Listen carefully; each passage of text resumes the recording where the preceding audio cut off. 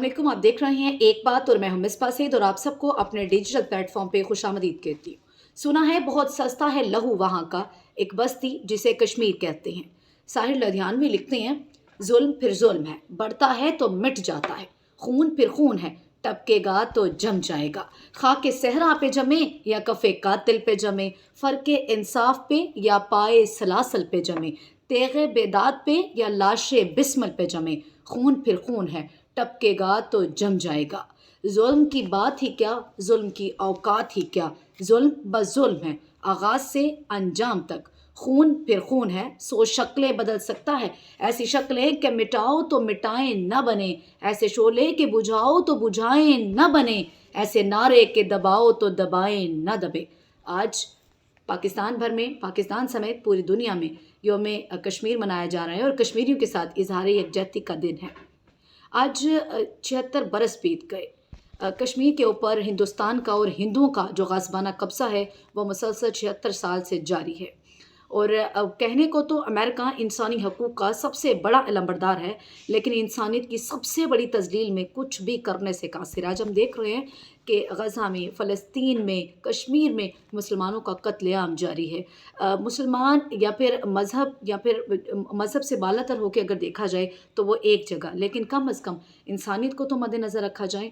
ना तो इंसानियत को मद्देनज़र रखा जाता है और ना ही जो है वो किसी तरह से किसी मज़हब को मद्देनज़र रखा जाता है। उनका मकसद सिर्फ़ और सिर्फ जो है इस वक्त मुसलमानों को कत्लेआम और कत्ल गारत करना है।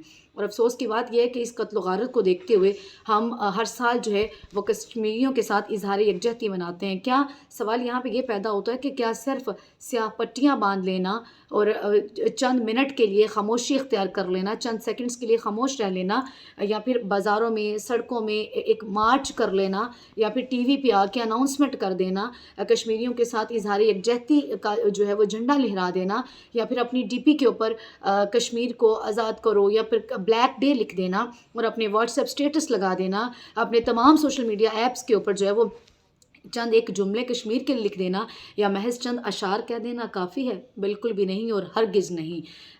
कुछ भी जो रियासती, अगर किसी के ऊपर कोई जो है वो इस तरह का जुल्म बर्बरियत हो रहा हो और उसके ऊपर जब तक एक हिकमत अमली जिसे कहते हैं ना कि प्रैक्टिकल कुछ ना किया जाए, तब तक ना तो जुल्म रुकता है, ना जबर रुकता है और ना बर्बरियत रुकती है।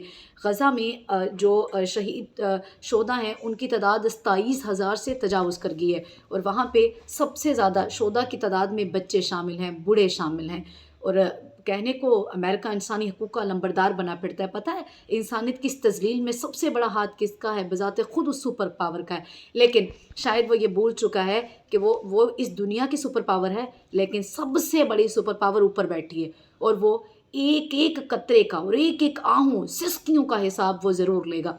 ये चार्टर बनाया गया था 1948 में, जो है वो UDHR का, जिसे universal declaration of human rights का चार्टर कहा जाता था, जिसका मकसद क्या था कि आलमी पूरी दुनिया में जहाँ पे भी जो है वो इंसानियत को का कहीं कोई कत्ल-गारत हो रही है, किसी के साथ कोई जुल्म हो रहा है, कोई नाइंसाफ़ी हो रही है, तो वो इस प्लेटफॉर्म के ज़रिए से जो है वो वहाँ पे अपना आवाज़ उठाएँ और उनको इंसाफ मिलेगा और उनके जो उनकी जो तहफ़्फ़ुज़ात हैं वो दूर किए जाएंगे। लेकिन इस चार्टर को, इसको जो है वो इज़राइल ने अपने पाँव तले रोंद दिया, इसको नज़रअंदाज किया। सवाल फिर ये पैदा होता है कि इसका मकसद है क्या बनाने का? अगर आपने इस तरह जो है वो इंसानियत की तज़लील ही आपका मकसद रह गया है, किस प्लेटफॉर्म के ऊपर जो है वो इंसानियत के लिए या फिर मुसलमानों के लिए आवाज़ क्यों नहीं उठाई गई? हाँ, इन को ये कुफ़ार हो गए या जो भी बुद्ध मज़हब लोग हो गए, यहूदी हो गए, इनकी खामोशी तो फिर भी कहीं पे समझ में आती है, लेकिन सवाल ये भी पैदा होता है कि क्या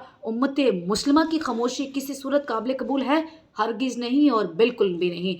वहाँ पे एक उम्मीद और एक आस ज़रूर है कि हम इस वक्त उम्मीद वाबस्ता कर बैठे हैं सबसे बड़ी सुपर पावर से, जो कि अल्लाह की ज़ात की है, और वो इंशाल्लाह वहाँ पे होने वाले जुल्म और बर्बरियत का बदला तो ज़रूर लेगा। हो जाएगा कश्मीर से अब दूर अंधेरा, बिखरेगा उजाला, वहाँ निखरेगा सवेरा। मुझे इजाज़त, फिर आपसे मुलाकात होगी अल्लाह ने के बाद।